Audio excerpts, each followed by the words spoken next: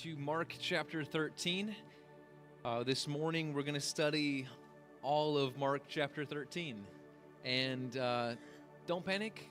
I think we're going to, I don't know, maybe panic a little bit. We're going to move through it as quickly as possible. My son Kingston, when we got here and he was looking at the sermon handout and he saw how long the passage was, he said, "Dad, is this going to be a really long sermon?"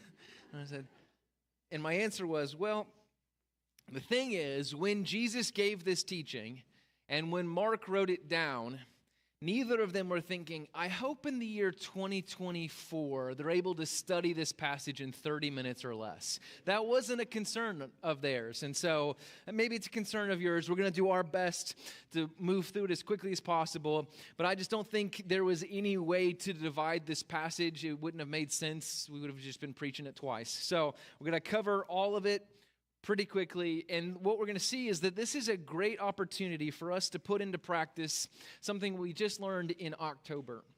When we studied through Acts 15, the Jerusalem Council, we learned a way to kind of categorize or prioritize the different beliefs that we have in the church. And you remember we had three tiers or three priorities. And the first one, the most foundational, is what we would call foundational beliefs. These are the things that all Christians agree on, no matter what church you go to. These are the things that you believe if you are a Christian. Then we learned that there's a second tier, which we would call doctrinal conviction. And these are the things that people in a church agree on. And if we don't agree on them, it makes more sense for us to be in two different churches, okay? And then we have the third tier, which we could call personal preferences. And these are things that within the same church, we can just agree to disagree on them, and it's not going to change how the church functions, how the church operates. It certainly doesn't change the gospel, and so it's okay for us to have two different opinions on those issues.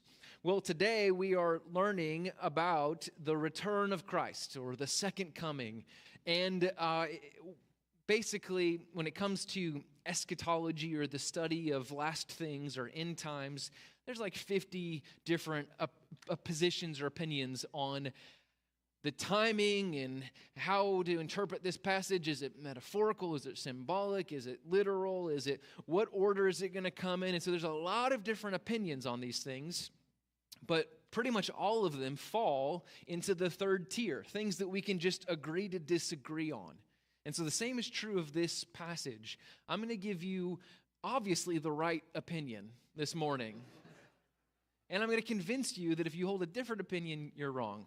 Now, don't even care to do that, because at the end of the day, if you disagree with me, it's okay. The small details on the best way to interpret this passage, we can agree to disagree on. But the big picture of what Jesus is presenting is something we are going to agree on, okay? The sermon points that we're going to take home today, which are essentially my best attempt at summarizing the main truth of the passage. The sermon points are going to be true regardless of how you choose to interpret this passage, okay? Does that make sense? So, essentially, the question that Jesus is going to get asked is, Jesus is first going to prophesy that the temple is going to be destroyed. And then there's going to be a follow-up question. Well, when is the temple going to be destroyed?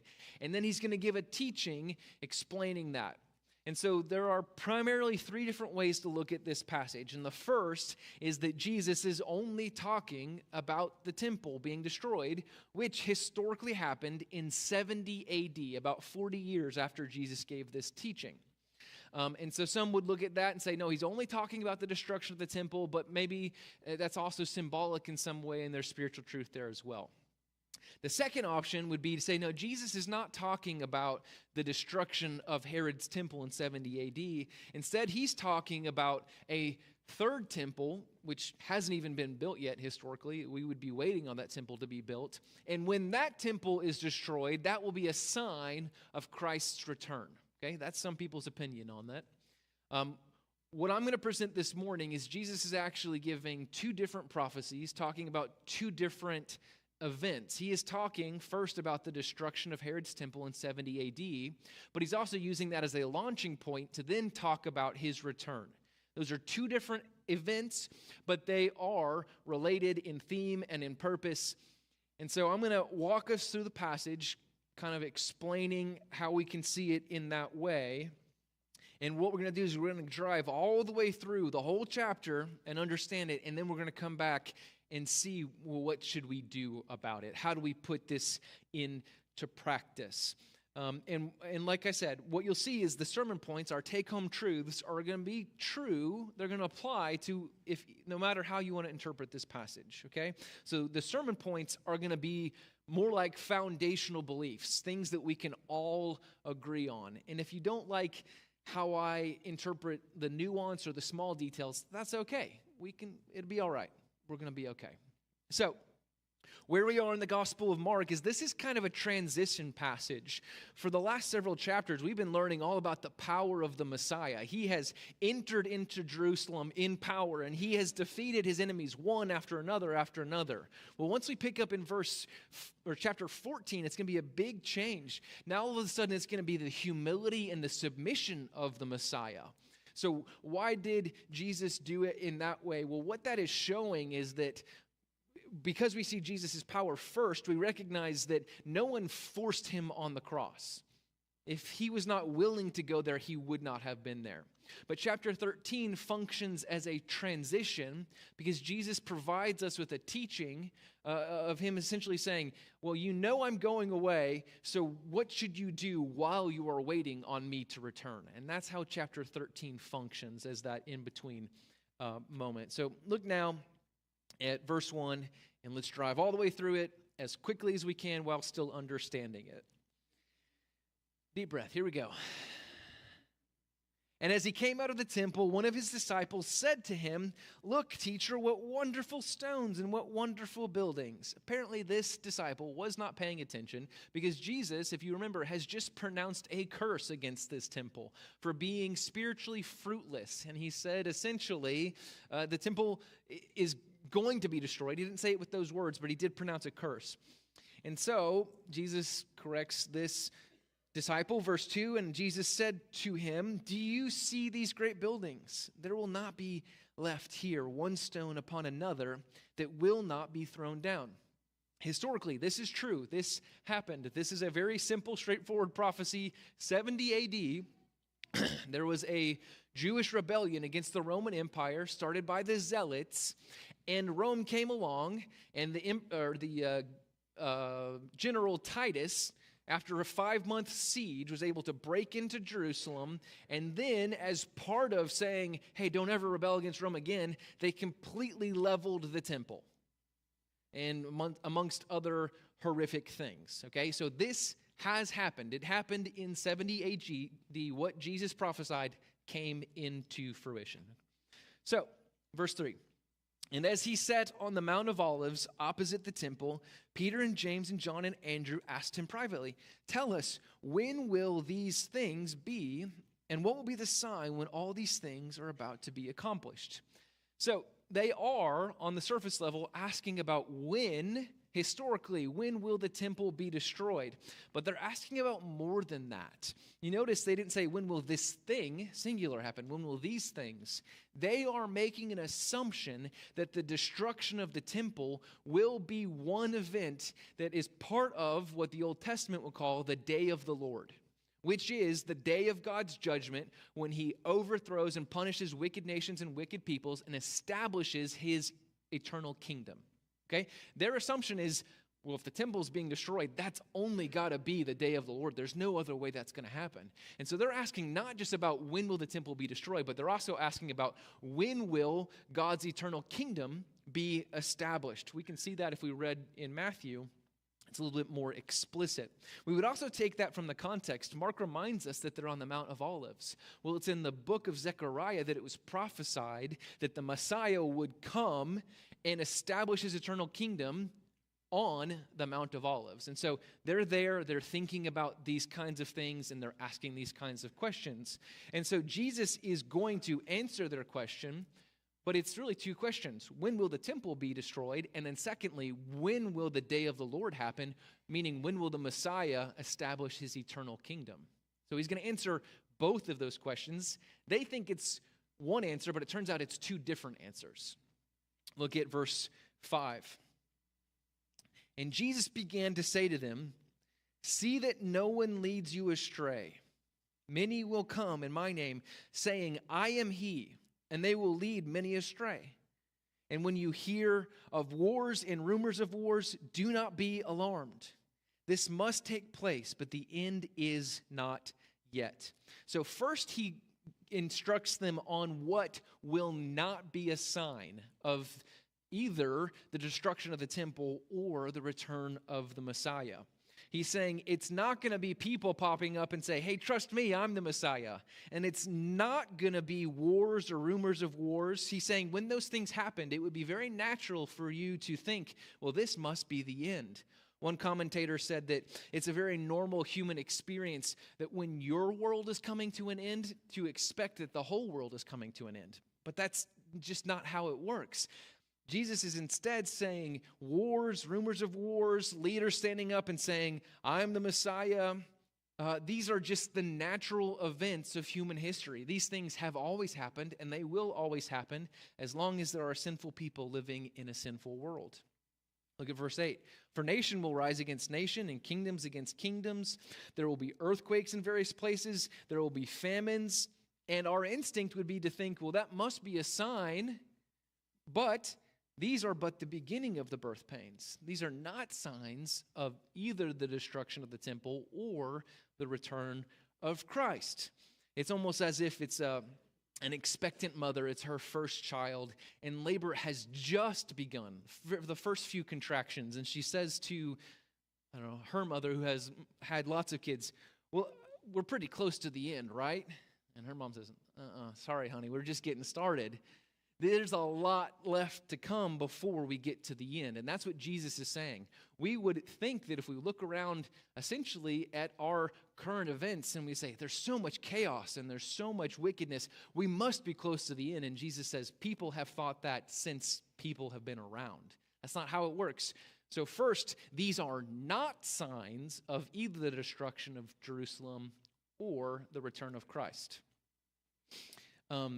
Which means while we are waiting, living in that kind of world, this is how we need to act. Verse 9, be on your guard, for they will deliver you over to councils, and you will be beaten in synagogues, and you will stand before governors and kings for my sake, to bear witness before them. And the gospel must first be proclaimed to all the nations. So he's saying part of the daily routine of being a Christian, part of the normative experience that you should expect while you're waiting for God's sovereign will to be accomplished is you should expect for persecutions and tribulations. You should expect to be arrested on trial just because you're a Christian.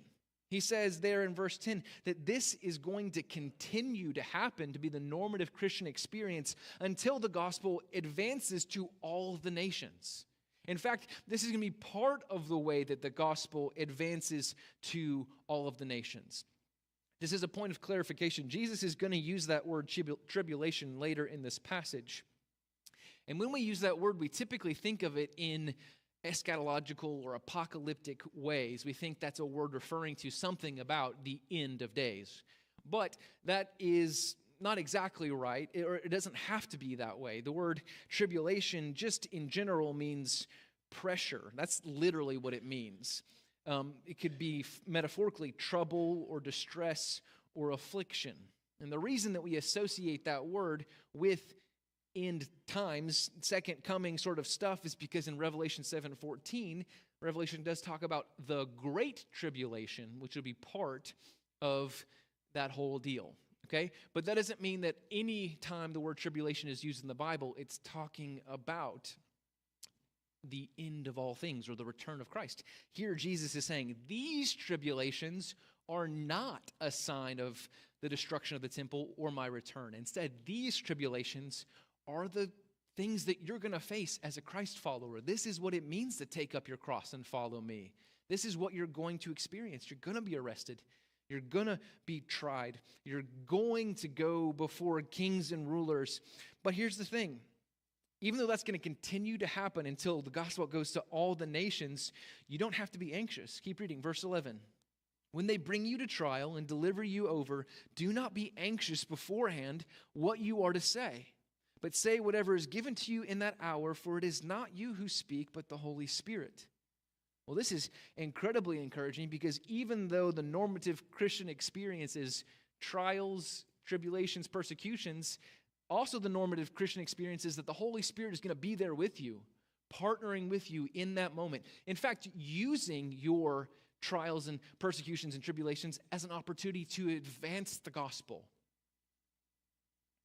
Verse 12, "Brother will deliver brother over to death, and the father his child, and children will rise against parents and have them put to death. And you will be hated by all for my name's sake, but the one who endures to the end will be saved."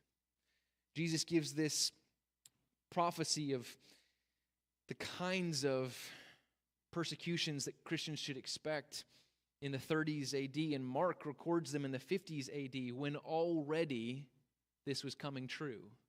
When a child would turn against a parent or a brother against a brother, because you can't be one of those Christians in the Roman Empire. What are you doing? You're going to get us all killed. And so people would deliver each other over to the Romans to be used in gladiatorial games or as Roman torches, that sort of thing. And so this kind of thing was already happening in the Roman Empire. And Jesus says this is, as awful as it is, this is the tribulation, the persecution that you should expect for following me. And yet, still, these are not signs of the end. And yet still, these are not signs of either the destruction of the temple or the return of Christ. And here we go. Verse 14 is the transition. "But when you see," okay, so all these other things that you saw, we would assume maybe these are the signs, but no, they're not. But here is the sign. Here's the thing that you will see and you will know. "When you see the abomination of desolation standing where he ought not to be, let the reader understand. Then let those who are in Judea flee to the mountains." So those previous things are not signs of the destruction of the temple. But there is, Jesus gives one clear sign of the destruction of the temple, and it is meant to be a warning. His followers are supposed to see this thing and know, the temple is about to be destroyed. If I live in Jerusalem or near Jerusalem, I need to get out of town because it's about to be a bad place to be. That's what he's trying to say. Now the question is, what then is the abomination of desolation? This is Jesus borrowing language from the book of Daniel. And in the 500s BC, this was during the exile, the first temple had been destroyed, Solomon's temple. And Daniel was prophesying about the rebuilding of the temple, what we would call the second temple, which is essentially the one that still exists in Jesus' day. It's been expanded on, made prettier, bigger, better. But Daniel is prophesying about the rebuilding of the temple, but he's also prophesying about a moment when that second temple is going to be desecrated in a way that is abominable. Okay? And so he gives that prophecy, and then that prophecy was fulfilled in 167 BC, when a Greek king named Antiochus Epiphanes essentially sieges Jerusalem, breaks in, takes command. He goes into the temple, and then he builds an altar to Zeus, and he sacrifices pigs to Zeus in the temple in 167 BC. And that was the fulfillment of the Daniel prophecy, the abomination of desolation. Okay? Jesus' hearers would have known what he meant. And in other words, they were not expecting Antiochus Epiphanes to raise from the dead and to come back and do this again. But instead, Jesus is saying, when something like that happens again, you will know that the temple is about to be destroyed, and that will be your clear sign that you need to get out of town. It's about to get bad. Okay? So we see that this is meant to be a clear warning. Keep reading. Verse 15, let the one who's on the housetop not go down. Right? They used their rooftop as kind of like a patio. He says, don't go down or enter into his house to take anything out. In other words, just get out of town. Don't even go back in and grab your bag. You need to get out as quickly as possible. Verse 16, and let the one who's in the field not turn back to take his cloak.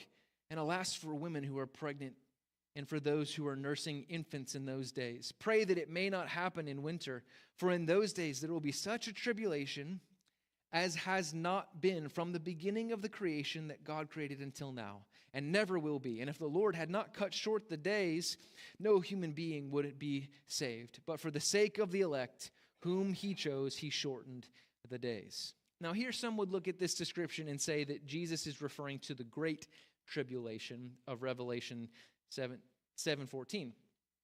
But I would argue that Jesus is he's using hyperbolic language, referring to the horrors of the siege of Jerusalem and then the destruction of the temple in 70 AD. And there were truly horrific things that happened in that time, things that I don't even want to say because of little ears in the room, okay? And so that's what he's describing, and he's giving it in such stark terms because he wants his hearers to take his warning seriously.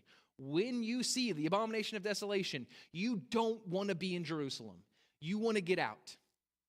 And actually, there are historical records that people were saved because of this warning, that there were great numbers of Christians who recognized Jesus' warning and left Jerusalem before the Romans came in 70 AD. And so what was the abomination of desolation? Well, it doesn't tell us in the Bible, but there are two good historical options. The first is when the Zealots started the revolution in like 67 AD. What they did was they actually took over the temple and made it their military headquarters for the revolution. The high priest at the time, he got removed from his position. They put in a puppet high priest. And there's this quote from the high priest at the time. And he essentially says, it would have been better for me to die before I witnessed this abomination with my own eyes. And so that would have been a clear warning. Essentially, the abomination of desolation, if you want to say it in simple terms, is when someone who shouldn't be in the temple enters into the temple to do something in the temple that they should not be doing. And that is exactly what the Zealots, who they were and what they did. That would have been a clear sign. It would have given them plenty of warning. If they saw this, they could have gotten out of town in plenty of time. A second option would be when the General Titus, when he does effectively break into Jerusalem and get into the temple, he does something very similar that Antiochus Epiphanes did, 200 years earlier, in that he set up a pagan altar and he made sacrifice in the temple. The problem with that option is that doesn't provide a very good warning. They're already in Jerusalem. It's too late to run now. Potentially people argue, well, they should have seen the Roman army on the horizon and known we need to leave. Either option works, and it doesn't really matter because we know that there were Christians who understood Jesus' warning and they fled Jerusalem in time so as to not have to experience the horrors that happened in 70 AD. So, let's keep reading. I promise we're going to get somewhere. This is important. This is not just a history lesson, okay? Let's keep going. Verse 21. And then, if anyone says to you, look, here is the Christ, or look, there he is, do not believe it. Meaning, when the temple has been destroyed, once again, it would be your natural instinct to assume that this is the end of all things, that the Christ must be back. And he's saying, do not believe it when it happens. For false Christs and false prophets will arise and perform signs and wonders to lead astray, if possible, the elect. But be on guard. I have told you all these things beforehand. You won't have an excuse for believing the false messiahs that pop up around 70 AD after the destruction of the temple, because I have warned you beforehand that the temple was going to be destroyed. All right. So Jesus has answered at this point their first question. When is the temple going to be destroyed? Well, here's a clear warning. Here's how you know it's about to happen. But you remember, they asked more than that question. They also asked, essentially, when will the day of the Lord happen? What will that be like when you come in power to establish your eternal kingdom? Well, now Jesus transitions and he begins to answer that question. Look at verse 24. But in those days, after that tribulation, meaning sometime at some point after the destruction of Jerusalem in 70 AD, not immediately after, but at some point after 70 AD, That is when Christ will return again in power. Well, what will that look like? The sun will be darkened, and the moon will not give its light, and the stars will be falling away from heaven, and the powers in the heavens will be shaken. And then they will see the Son of Man coming in clouds with great power and glory. And then he will send out the angels and gather his elect from the four winds, from the ends of the earth to the ends of heaven. So all of these other things that Jesus has described are meant to be mostly the normal events of being a Christian, of living in a broken and a fallen world. And he's warning, don't look at those things as signs of my second coming. Even the destruction of the temple, don't look at that as a sign of the second coming. All of those things are normal human things. And then he provides, in strong contrast to normal human events, the cosmic powers of the world shaking in response to the power of the Messiah returning. People want to argue, well, was this event? Was it this event? Or could we? It will not be ambiguous. It will not be unclear. All of creation will recognize when Jesus returns. No one will be arguing, do you think that might be the Messiah? The moon and the heavens and the stars, they're all going to shake in response to the power of this King of Kings and Lord of Lords. There will be no arguing. It will be undeniable and universally recognized. So he didn't exactly answer their question of when it will happen, but he said, you'll know when it happens. It'll be obvious. He then provides for us two parables about these two different prophecies, helping us to know what should we do about them. First, about the destruction of the temple, verse 28 through 31. From the fig tree, learn its lesson. As soon as its branches become tender and put out its leaves, you know that summer is near. All right? If you are confused about what season it is, you can figure out what season it is if you have a fig tree in your yard and it has put out its leaves with tender branches. Because you go, no, well, the fig tree does that every year when summer comes around, right? Well, that the natural routine of a fig tree, that's not the right word, but you know what I'm trying to say, is a clear sign that summer is coming. Well, he's saying the abomination of desolation is a clear sign that the temple is about to be destroyed. That's the parable of the fig tree here. So also, when you see these things taking place, you know that he is near and at the very gates. Truly, I say to you, this generation will not pass away until all these things take place, which is true. It was about 40 years until the destruction of the temple. Heaven and earth will pass away, but my words will not pass away. So once again, there's meant to be a contrast between the destruction of Jerusalem and the return of Christ. The destruction of Jerusalem, he said, here are the clear signs that will obviously predict when it's about to happen. But that's not how it's going to work with the return of Christ. There's meant to be a contrast between these two prophecies and these two events. Look at verse 33 or verse 32. But concerning that day or that hour, meaning the second coming of Christ, no one knows, not even the angels in heaven, nor the Son, but only the Father. Therefore, because we don't know when it's going to happen, be on guard. So here we have a little, a nugget of mystery, which is interesting that theologians like to chew on, which is, the divine knowledge of Jesus. What he knows, what he doesn't know. Because it is clear from the Bible that Jesus is fully God. Always has been, always will be, never stopped being fully God. But at the incarnation, he became fully man as well. And the way that Paul describes it in Philippians 2 is that he humbled himself. He emptied himself. And so, though he did not stop being God, in some regards, he limited his divinity.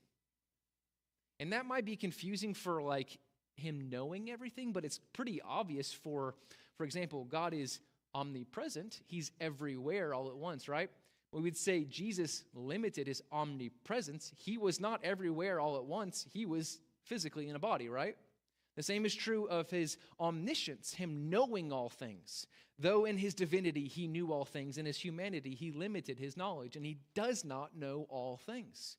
We have these examples in the New Testament of him having clearly some kind of a supernatural knowledge. He knows the thoughts and intentions of people's hearts. He can predict events. What we would say is that in those examples, that is the Holy Spirit providing him supernatural knowledge that he needs to accomplish his mission. So in this instance, he knows what the return of Christ, what his return is going to look like, but he doesn't know when it's going to happen because God the Father has not revealed that to him through the work of the Holy Spirit. This is meant to be a very important warning for us. If not even Jesus knows when he returns, why would we expect that any human could figure it out? He clearly says, no one knows other than the Father. For this reason, because we don't know when he's going to come again, we should be on guard. Verse 33, be on guard. Keep awake. Watch how many times he says that. For you do not know when the time will come. And then he gives us a parable about that. It is like a man going on a journey when he leaves home and he puts his servants in charge, each with his work, and commands the doorkeeper to stay awake. So the master is leaving. He puts the servants in their different roles. One servant's job is to be the person who guards the door, and he tells that person, stay awake, guard the door, but you don't know when I'm coming back. Verse 35, this is a picture of us. Therefore, stay awake, for you do not know when the master of the house will come, in the evening, or at midnight, or when the rooster crows, or in the morning, lest he come suddenly and find you asleep. And what I say to you, I say to all, stay awake. That servant who's guarding the door does not want to be caught falling asleep. That's not going to be good. And the same is true. That we here today, he says, I couldn't even tell you when I'm coming back if I wanted to. So what should we do until then? We need to remain faithful. That's what it means to stay awake. Remain faithful to Christ. You don't want to be asleep when he comes again. Okay. We made it through the passage. So how can we summarize the truth of this passage, and what do we need to do about it? Well, what we need to do about it is actually pretty clear. Periodically throughout this passage, Jesus gave us several commands. And if you're looking at the sermon note handout, I've underlined, that wouldn't be right. I've underlined the commands, and we're going to work our way through them and hit each of them briefly, just so we know what we're supposed to do about this passage.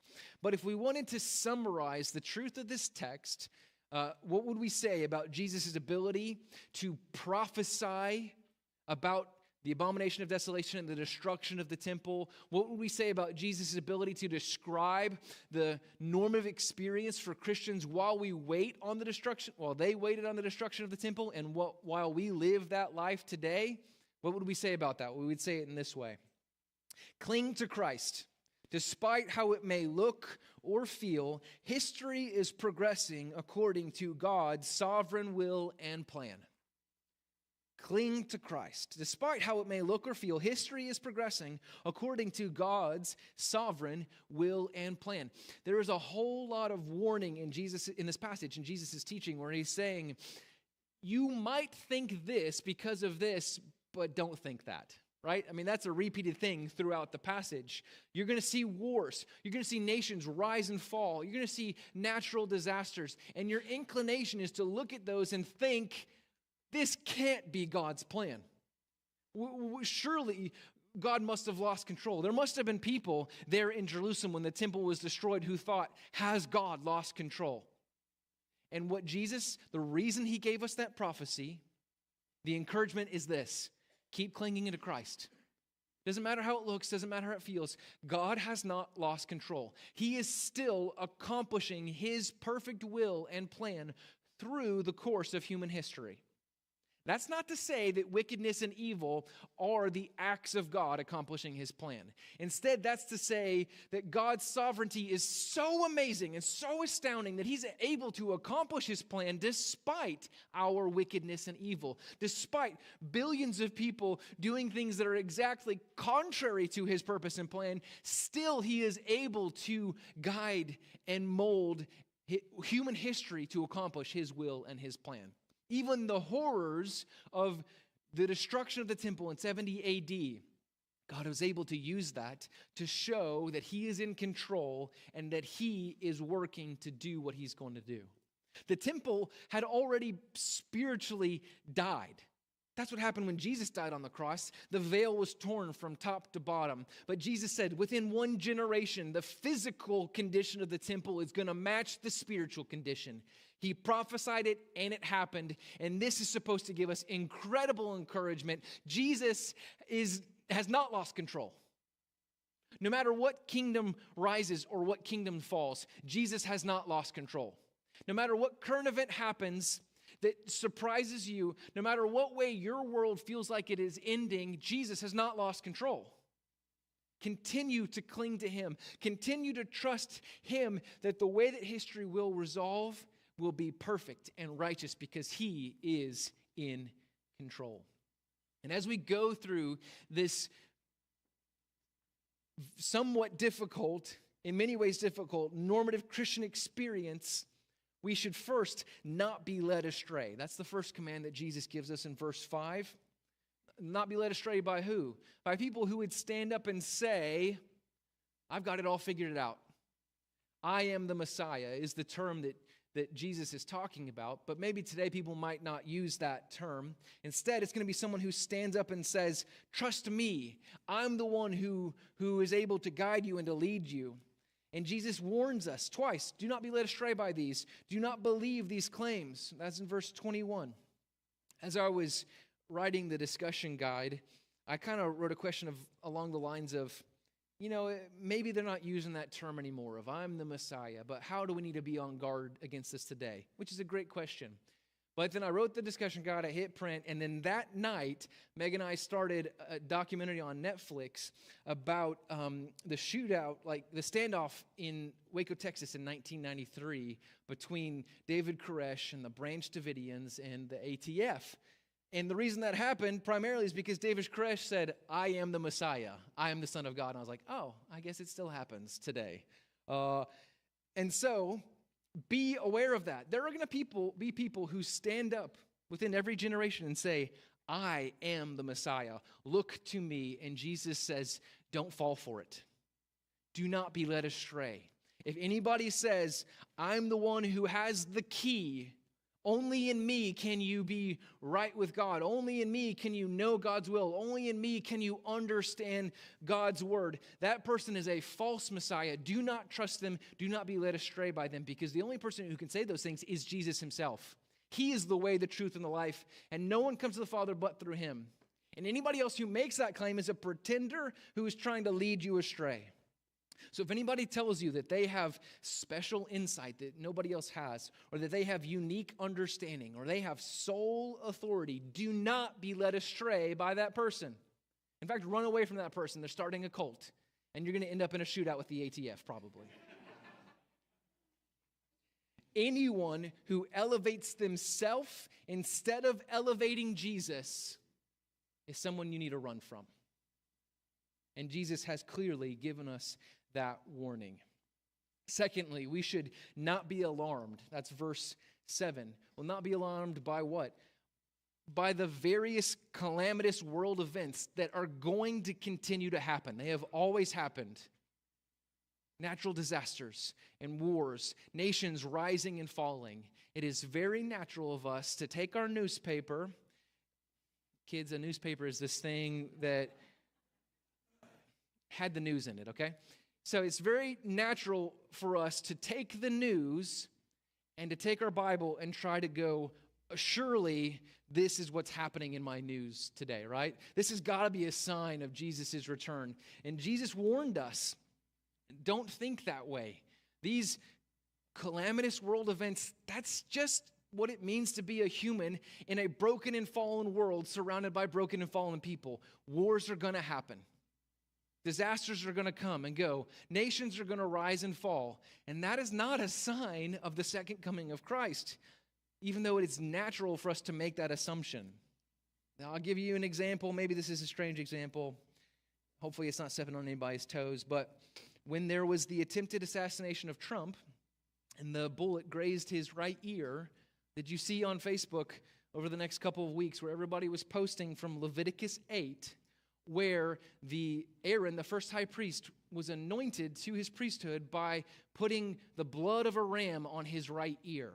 And everybody goes, oh, that's got to mean something, right? There's blood on Trump's right ear. You go, just read Leviticus 8 and you'll see that there can't be a connection. Because the high priest wasn't just anointed by blood on his right ear, it was also on his right thumb and on his right toe. And also, there's no parallel between the role of a president and the high priest. And so, but this is so natural for us to want to see the news through the lens of, well, this must be Christ coming again. And instead, what Jesus would say is, presidents get assassinated. It's not a good thing, but it's going to keep happening. Nations rise and fall. Wars happen. Natural disasters happen. When these things happen, do not be alarmed. Jesus has not lost control. Thirdly, in verse 9, Jesus tells us to be on guard because arrest is coming, persecution is coming, tribulation is coming. This is the normative human experience for following Jesus. He said, don't be surprised when the world hates you because they hated me first. He said, to follow me, you have to be willing to take up your cross. And so when these things happened, it would be very normal of us to go, oh no, have I done something wrong? Or is God upset with me? Or has he lost control? And Jesus is saying, no. Guard against those temptations. I'm still in control. This is just what it means to be a Christian. If they did it to me, what are they going to do to you? Thirdly, Jesus tells us in verse 11, do not be anxious. Do not be anxious. That in fact, when we face persecution, when we go on trial for the gospel, this is an opportunity for the gospel. In that moment, the reason we're not anxious is because he has promised that the Holy Spirit is going to partner with us to extend the gospel to the nations. Now, compared to around the world or compared to historically, it's relatively comfortable for us to be Christians in our nation. And that's something we can be thankful for. And maybe the future is coming where it will be less comfortable, less safe.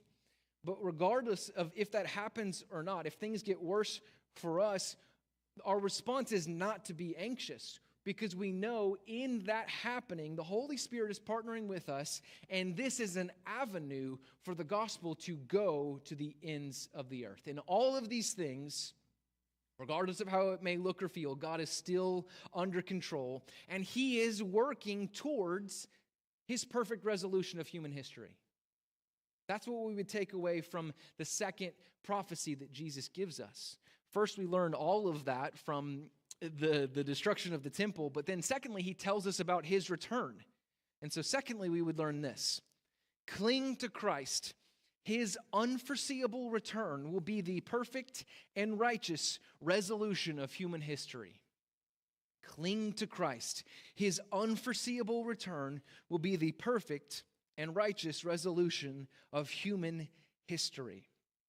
Now, unforeseeable there, I almost used the word unpredictable because very literally, he has said, no one can predict it. So when someone stands up and says to you, I have predicted the return of Christ, I've studied the Bible and I've done the math and I know exactly when Jesus, you go, I think you missed a verse. Because Jesus has said, you cannot predict it. I chose to go with unforeseeable because when you call someone unpredictable, it means like they're erratic and crazy or whatever. Jesus' return is not erratic or crazy. It is going to happen exactly when God wants it to happen. But we need to remember, we cannot foresee it. We cannot predict it. It's going to happen, and when it happens, this is going to be the perfect and righteous resolution of human history. God has been writing this story that we call history. And it is this grand narrative of his love of us and his rescue of us, all for his glory. And it began with Adam and Eve, and it is ending with the return of Christ. And that will be the perfect resolution to this story. Because when that happens, he, coming in his power, will defeat all wickedness and all evil, and he will rescue his people. That's what we saw in the text. That verse 25, he's coming in power. Verse 26, the people who have perpetrated evil against Christians, they will see and they will know and they will recognize who he is. In verse 27, he will gather his people to himself, rescuing them. And this will be that resolution that we long for. Until then, we must be on our guard and we must keep awake. He said that over and over and over throughout this text. Verse 33, verse 35, verse 37. You know, I personally identified with Jesus' parable of the servant who doesn't know when the master's going to return. Because growing up, both of my parents worked, and so during the summers, I was a quintessential 90s latchkey kid, meaning, hey, you're staying home today, we're at work, lock the door, don't answer the door, don't turn on the oven, that sort of thing. And so I did have older siblings, so, you know, I think it was relatively safe. We all survived. Nobody burned down the house. But the routine of the day was that mom would call from work, waking us up, and talk to each one of us and say, here's what you're going to do today. You're going to read for 30 minutes, and you're going to clean the family room. That's what you need to get done before I get home. And so I identify with the experience of this guard who wants to fall asleep but is anxious because they don't know when the master's going to come home. Because my routine as a latchkey kid was that I would procrastinate. I knew I needed to read for 30 minutes and to do my chore, and rather than doing it right away and knocking it out, I would put it off, and I would put it off, and I would put it off, and throughout the day, my level of anxiety would increase and increase and increase because I don't know when mom's coming home. She didn't come home at the same time every day. I don't know if she's going to show up, and I'm not ready. I haven't done what I'm supposed to do. And so I identify with this experience. It's not that my mom was going to drop the hammer on me or whatever, but so I don't want to take that too far. But I recognize that feeling of going, I don't know when she's coming. I want to be ready. Now, that didn't mean that I stopped procrastinating. And sometimes it got to the point where it got late enough in the day, well, it just came down to it. I don't have enough time to read for 30 minutes and to do my chore, right? And it was impossible for me to be found faithful. Well, don't you see, this is where we are today. We don't know when Christ is coming. No one knows but the Father. How will you be found when he returns? To ask it another way, what will you be in the middle of doing when the heavens are ripped open by the power of the Almighty Messiah? Now, if he comes back right now, we're doing pretty good. We're studying the Bible, right? What if he came back yesterday, last night? Or if he comes back tomorrow or in the middle of next week? What will you be in the middle of doing when he returns? Now, the answer to that won't change the reality of your eternity. You are saved by God's grace through faith, not because of a momentary act of obedience or disobedience either. And yet I would imagine it would drastically change the emotion that you experience when the heavens are ripped open and the cosmic powers are shaken because they are quaking compared to the power of Jesus.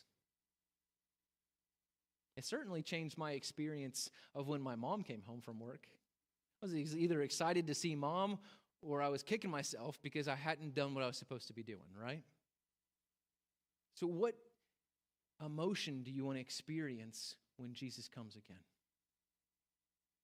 For his followers, in one sense, we know we are always ready because he is interceding on our behalf. We can approach the throne of grace with confidence. But we want to be ready. But if you're here this morning and Jesus is not your Lord, it doesn't matter what you're doing when he comes again. You are not ready. You are not ready to witness his power and his might. You are not ready for him to end all wickedness because you are in your wickedness, just like all of us were before we turned from our sin to Jesus. So will you be ready? We must stay awake. That's what it means to cling to Christ. Regardless of what's happening in the world and how it might look or feel, I'm going to hold tightly to him. Regardless of how sleepy I get or how long we wait for his to return, I'm going to cling to Christ. No matter what's happening in our culture, I'm going to cling to Christ. Because I know in the end, we can disagree on the fine details, but I think we all agree on this. He wins. Wickedness is punished. His people are rescued. Every man-made structure falls and crumbles. Every nation except his eternal kingdom ends. That is the end. The Bible tells us very clearly that only one temple stands forever, and that is not one made by human hands. It is one that is made up by living stones, the new temple of God, that Jesus has paid for and built by his own blood and by his work on the cross, that every single person that turns from Jesus is one more living stone added to the temple of God. And that is the only temple that lasts forever. So stay awake. Cling to Christ. Long for his return. All of the wickedness and all of the heartache that we're experiencing, the only solution, our only hope is when he comes again. Cling to Christ. Stay awake. Long for his return. Be ready. We're going to respond to this text by singing a Christmas hymn. O come, Emmanuel. This is going to be a great opportunity for us to transition into the Advent season, but it's also the perfect song for this text. Because what we see in this song are the rhythms of Christian life, which are this: a desperate longing for Jesus, followed by a deep thankfulness for who he is and what he's already done. That's the normal Christian life, is we come to Christmas season, we say, well, oh, Jesus, I'm so thankful that you came. I'm so thankful that you willingly died on the cross. And then the next moment we say, oh, but come again. Look at all this wickedness and evil. Look at all the pain and heartache. Only you can fix it. You are our only hope. And so as we sing this song, we say, oh, come, Emmanuel. We long for Christ to return. And then in the second moment, we rejoice. Rejoice. He's come for us. Father, we're so thankful for your perfect and holy word. We're so thankful for the fact that you have shown us truth. You know what history holds.